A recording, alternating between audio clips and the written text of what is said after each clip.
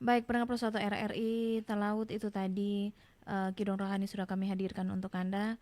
Semoga bisa menjadi berkat sukacita untuk Anda dengarkan di malam hari ini. Dan seperti biasanya, setiap hari Kamis di pukul 20 lepas dari 30 menit kita dalam program acara Mimbar Agama Katolik, dan sudah ada narasumber yang hadir untuk menemani kita semua di malam hari ini. Ada Doni Purwantoro SPD yang akan memberitakan firman untuk kita dengarkan bersama di malam hari ini. Kepada Doni Purwantoro kami persilakan. Bapak, Ibu, dan saudara-saudaraku yang terkasih dalam Kristus serta pendengar setia Mimbar Agama Katolik, selamat malam. Pada Mimbar Agama Katolik malam hari ini berjumpa lagi dengan saya, Doni Purwantoro, penyuluh agama dari Kantor Kementerian Agama Kabupaten Kepulauan Talaut. Bapak, Ibu, saudara-saudaraku yang terkasih, pada hari ini kita akan membaca, mendengarkan, dan merenungkan sabda Tuhan melalui bacaan Injil dari Injil Yohanes bab 13 ayat 16 sampai 20. Dan tema yang akan kita renungkan pada malam hari ini adalah kerendahan hati dan kesetiaan, jalan murid sejati. Bapak, Ibu, saudara-saudaraku yang terkasih, Allah hadir di dalam umat yang berkumpul dan berdoa. Secara istimewa kita mau mengalami kehadiran Allah melalui sabdanya yang akan diwartakan kepada kita. Maka dari itu, untuk mengawali perjumpaan kita ini, marilah kita hening sejenak dan bersatu dalam doa. Dalam nama Bapa dan Putra dan Roh Kudus. Amin. Allah Bapa yang Maha Pengasih dan Maha Murah, sumber keselamatan kami, puji dan syukur kami aturkan kepadamu atas segala berkat dan rahmat yang boleh kami rasakan hingga saat ini, di mana Engkau masih memberikan kami nafas kehidupan, kesehatan, dan juga berkat lainnya yang sangat melimpah dalam kehidupan kami. Ya Bapa, pada saat ini kami akan mendengarkan sabdamu melalui bacaan Injil dan renungan. Tuhan Yesus Kristus, Engkaulah Sang Sabda yang hidup, Engkaulah Gembala baik yang menuntun kami ke padang rumput yang hijau dan air yang tenang. Pada saat ini kami mohon agar Engkau berkenan memberkati dan menyertai seluruh rangkaian acara Mimbar Agama Katolik pada malam hari ini. Semoga setiap kata, setiap renungan, dan setiap pengajaran yang dibagikan melalui program ini menjadi sarana rahmat yang menyentuh hati, meneguhkan iman, dan menyalakan kembali semangat pelayanan kami. Biarlah suara-suara yang terdengar bukan hanya menjadi informasi, tetapi menjadi perjumpaan pribadi dengan Engkau, Tuhan dan Juru Selamat kami. Kami mohon utuslah Roh Kudus-Mu kepada kami agar apa yang kami baca dan kami dengarkan nanti bisa kami resapkan di dalam hati dan kami wujud nyatakan dalam tindakan kami setiap hari. Demi Kristus Tuhan dan pengantara kami. Amin. Dalam nama Bapa dan Putra dan Roh Kudus. Amin. Bapak, Ibu, dan saudara-saudari yang terkasih, marilah kita bersama-sama mendengarkan sabda Tuhan. Pada malam hari ini kita akan mendengarkan dan merenungkan sabda Tuhan melalui bacaan Injil. Bacaan diambil dari Injil Yohanes bab 13 ayat 16 sampai 20. Sesungguhnya aku berkata kepadamu, seorang hamba tidaklah lebih tinggi daripada tuannya, ataupun seorang utusan daripada orang yang mengutusnya.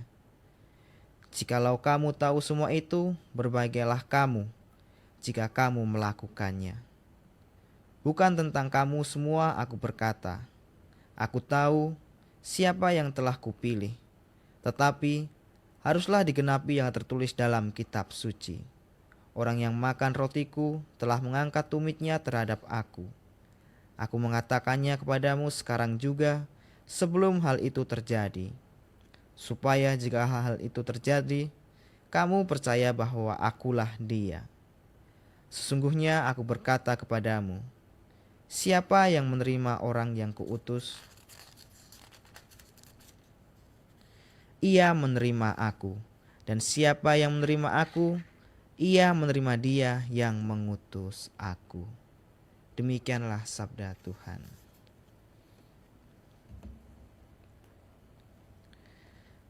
Bapak, Ibu, dan saudara-saudaraku yang terkasih, pendengar setia mimbar agama Katolik, dalam Injil Yohanes bab 13 ayat 16 sampai 20 yang telah kita dengarkan bersama, Yesus menegaskan bahwa setiap murid harus menyadari posisinya di hadapan Allah, yaitu sebagai hamba dan utusan. Pernyataan ini bukanlah untuk merendahkan martabat manusia, melainkan untuk menanamkan sikap kerendahan hati sebagai dasar dalam mengikuti Kristus. Bacaan Injil pada hari ini menempatkan kita dalam momen penting ketika Yesus memperlihatkan esensi dari kemuritan sejati. Yesus baru saja membasuh kaki para muridnya. Ini merupakan sebuah tindakan yang mengejutkan, mengingat posisi sosial dan spiritualnya sebagai guru dan juga Tuhan. Tindakan ini bukan sekedar simbol kerendahan hati, melainkan pengajaran konkret tentang bagaimana seharusnya para murid bersikap, yaitu siap melayani dan tidak mencari kehormatan duniawi. Dalam bacaan hari ini, Yesus berkata, "Sesungguhnya seorang hamba tidaklah lebih tinggi daripada tuannya, ataupun seorang utusan daripada dia yang mengutusnya." Kalimat ini mengandung makna spiritual yang sangat dalam. Ia menegaskan bahwa setiap pengikut Kristus harus menyadari posisinya sebagai pelayan, bukan penguasa. Sebagai hamba Allah, kita tidak boleh menuntut penghormatan lebih dari apa yang Yesus sendiri terima. Ini merupakan ajakan kepada kita untuk selalu mempunyai sikap kerendahan hati yang sejati. Kerendahan hati dalam konteks Katolik bukanlah merendahkan diri secara tidak wajar atau menolak identitas diri, tetapi menyadari sepenuhnya bahwa segala sesuatu, karunia, keberhasilan, dan pelayanan semuanya berasal dari Allah. Tidak ada tempat bagi kesombongan dalam hidup seorang murid Kristus. Sebaliknya, semakin kita digunakan Allah, semakin kita dituntut untuk merendah. Momen pembasuhan kaki adalah cerminan kasih yang tidak bersyarat. Yesus tahu siapa yang akan mengkhianatinya, namun ia tidak memilih-milih dalam pelayanannya. Ia membasuh kaki semua muridnya, termasuk Yudas. Ini menjadi pelajaran besar. Kita dipanggil untuk melayani, bukan hanya untuk melayani mereka yang baik kepada kita, tetapi juga mereka yang sulit kita kasihi. Bapak, Ibu, dan saudara-saudaraku yang terkasih, serta pendengar setia mimbar agama Katolik, kasih Kristus melampaui batasan relasi manusiawi. Kita seringkali terjebak dalam pola pikir dunia yang mengagungkan kekuasaan, kehormatan, dan juga posisi. Namun, Yesus justru membalikkan logika ini. Ia menyatakan bahwa siapa yang ingin menjadi terbesar harus menjadi pelayan. Ukuran kebesaran dalam kerajaan Allah diukur bukan dari seberapa tinggi kita berdiri, melainkan seberapa rendah kita mau merendah demi sesama kita. Rasa hormat kepada Allah tidak cukup hanya dinyatakan dalam doa dan ibadah, tetapi harus terwujud dalam cara kita memperlakukan orang lain. Jika Yesus rela melayani dengan merendah, maka kita pun sebagai murid-Nya tidak bisa berjalan dengan keangkuhan. Pelayanan sejati lahir dari kerendahan hati yang dihidupi dalam keseharian kita. Yesus mengingatkan bahwa siapa yang menerima utusannya berarti menerima Dia. Dan siapa yang menerima Yesus berarti menerima Bapa yang mengutusnya. Dalam struktur spiritual ini ada tentunya kesinambungan misi ilahi yang dijalankan oleh para murid. Setiap kita adalah utusan. Tugas kita bukan mencari pujian, melainkan mewartakan kasih Bapa melalui tindakan nyata. Namun, menjalani perutusan ini tentunya tidak mudah. Bapak, Ibu, saudara-saudari yang terkasih, kita akan berhadapan dengan penolakan, pengkhianatan, dan penderitaan. Tetapi Yesus sudah lebih dahulu mengalaminya. Maka sebagai murid yang rendah hati, kita dipanggil untuk tetap setia walau jalan terasa berat. Kesetiaan itu bukan sekedar bertahan, tetapi tak percaya dan mencintai dalam segala situasi. Paulus dalam perutusannya menegaskan hal ini kepada jemaat-jemaatnya. Ia mengingatkan bahwa Allah tetap setia, bahkan ketika manusia itu tidak setia. Ini menjadi dasar pengharapan kita, bukan kekuatan kita yang menopang kita, melainkan kesetiaan dan kasih karunia Allah. Kesadaran ini membebaskan kita dari beban menjadi sempurna dan mengarahkan kita pada ketergantungan total kepada Tuhan. Kerendahan hati juga membuat kita mampu mendengarkan. Banyak konflik dan juga luka dalam komunitas, mungkin komunitas rohani, terjadi karena ketidakmampuan untuk mendengarkan satu sama lain.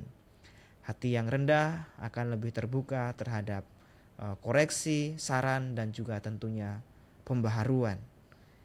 Ini adalah bagian penting dari pertumbuhan rohani kita. Selain itu, kerendahan hati menolong kita untuk tidak mudah menghakimi. Ketika kita sadar bahwa kita juga berdosa, kita akan lebih mudah mengampuni dan mengerti sesama. Kita pun menjadi saluran belas kasih Allah, bukan hakim yang menjatuhkan vonis kepada orang lain. Dalam dunia yang semakin keras dan juga mungkin egois, kesaksian tentang kerendahan hati menjadi sangat langka, namun sangat berharga. Dunia membutuhkan teladan yang hidup, bukan sekedar kata-kata.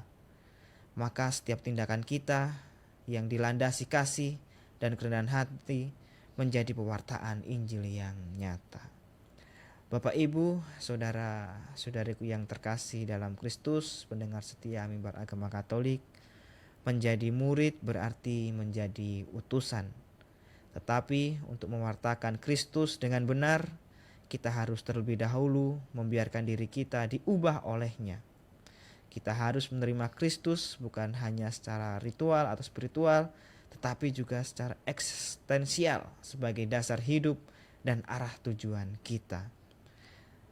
Tanpa perjumpaan pribadi dengan Kristus, kita hanya akan menyamaikan suaranya, bukan pesan yang hidup.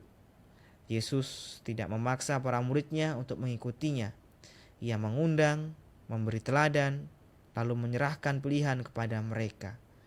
Ini menunjukkan betapa besar hormat Allah terhadap kebebasan manusia. Namun dengan kebebasan itu datang pula tanggung jawab yang besar untuk memilih jalan kebenaran meskipun itu sulit. Kita mungkin merasa tidak layak atau terlalu lemah untuk menjadi utusannya.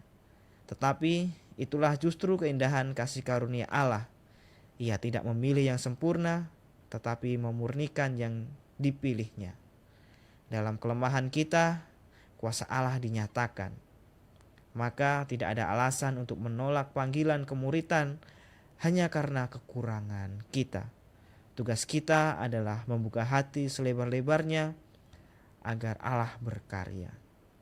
Saat kita membiarkan Allah mengambil alih kendali hidup kita, maka kita akan mengalami perubahan batin yang sangat mendalam.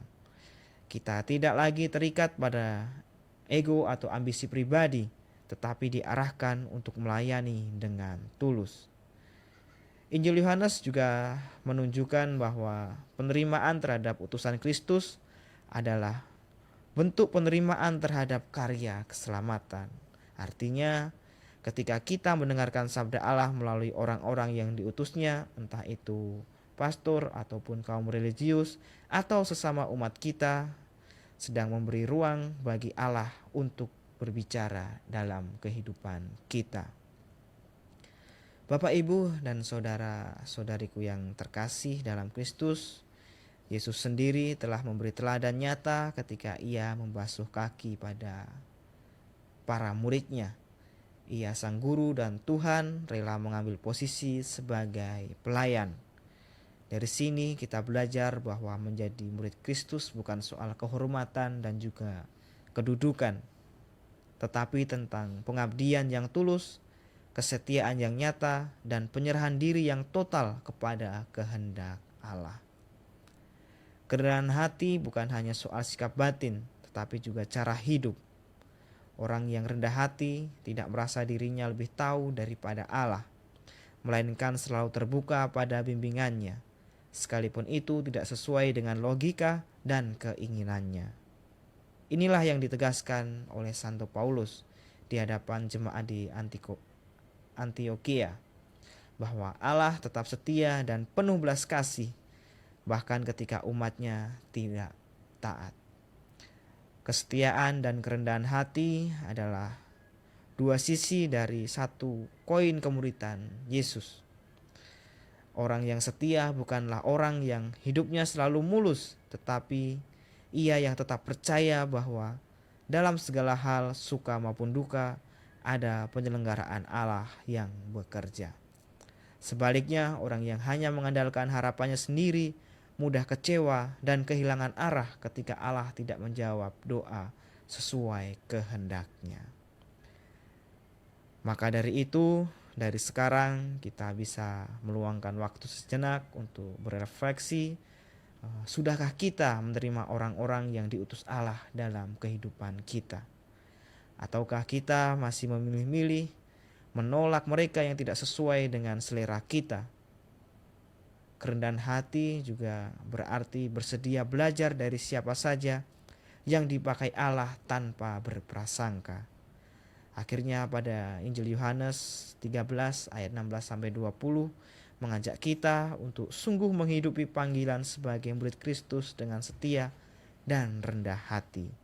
Kita bukan pemilik misi ini, tetapi hanya utusan. Kita tidak mencari hormat, tetapi menyampaikan kasih. Dan dalam setiap pelayanan kecil yang kita lakukan, Tuhan hadir dan berkarya. Selain itu, dalam Injil Yohanes ini juga mengajak kita untuk menjadikan kerendahan hati bukan hanya sebagai konsep, tetapi sebagai cara hidup.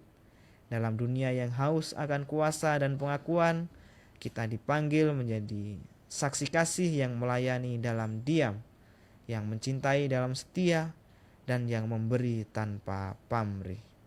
Disitulah kita benar-benar menjadi murid Kristus. Bapak, Ibu, dan saudara-saudariku yang terkasih, pendengar setia Mimbar Agama Katolik dimanapun kita berada, setelah membaca, mendengarkan, dan merenungkan bacaan Injil pada malam hari ini, kita telah sampailah di penghujung perjumpaan kita. Sebelum berpisah dan bertemu kembali dalam Mimbar Agama Katolik minggu depan, marilah kita siapkan hati dan pikiran kita untuk bersatu dalam doa. Dalam nama Bapa dan Putra dan Roh Kudus. Amin. Allah Bapa yang Maha Baik, kami bersyukur kepadamu atas rahmat dan kasih-Mu yang telah kami terima melalui acara Mimbar Agama Katolik ini. Terima kasih karena Engkau telah membimbing kami dalam setiap renungan, setiap sabda, dan setiap pesan iman yang telah diperdengarkan. Kami percaya bahwa Engkau telah menaburkan benih sabdamu dalam hati kami, dan kami mohon agar benih itu tumbuh dan berbuah dalam hidup kami sehari-hari. Biarlah apa yang kami dengar hari ini tidak berlalu sia-sia, tetapi menjadi kekuatan baru dalam menjalani panggilan kami sebagai murid-murid-Mu di dunia. Ya Tuhan, dalam kasih-Mu, Engkau telah mempersatukan kami, umat-Mu, dari berbagai tempat dan latar belakang melalui siaran ini. Kini, ketika kami akan kembali kepada kegiatan dan tanggung jawab kami masing-masing, kami mohon agar Engkau tetap menyertai kami. Teguhkanlah iman kami dalam menghadapi berbagai tantangan hidup. Nyalakanlah kembali semangat kami untuk melayani, dan penuhilah hati kami dengan damai yang berasal dari-Mu saja. Ajarilah kami untuk terus menjadi saksi-Mu dalam kata dan perbuatan, di rumah, di tempat kerja, di jalan, dan dimanapun Engkau mengutus kami. Kami yakin dan percaya Engkau tidak akan pernah meninggalkan kami berjalan sendirian. Bimbinglah kami agar kami semua dapat selalu mewujud nyatakan sabda-Mu dan semua ajaran-ajaran kasih-Mu dalam hidup kami sehari-hari. Bunda Maria, Bunda Gereja dan teladan iman kami. Dampingilah kami dengan doa-doamu yang penuh kasih. Semoga kami selalu berjalan dalam terang sabdamu, setia dalam tugas panggilan kami dan tidak pernah lelah untuk mengasihi dan melayani. Semua doa dan harapan ini kami panjatkan kepadamu ya Bapa, dalam nama Putramu terkasih Tuhan kami Yesus Kristus yang berkuasa bersama Engkau dan Roh Kudus, kini dan sepanjang segala masa. Amin. Dalam nama Bapa dan Putra dan Roh Kudus. Amin.